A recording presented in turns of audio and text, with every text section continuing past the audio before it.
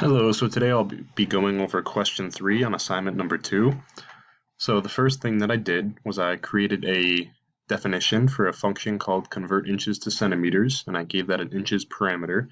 The next thing I did was I set the inches parameter variable to a float type. That'll make it so if I want to use decimal notation in a number, I can just type that in instead of having that value truncated by an int type.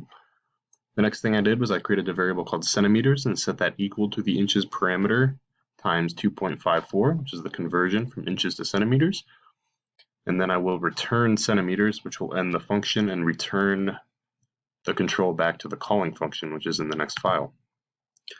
So the first thing I did in this file was I imported the previous definition function from question3.py.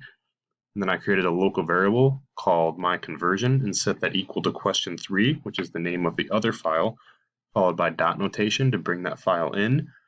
And then I used the function convert inches to centimeters and gave that the 11.5 parameter to call the function.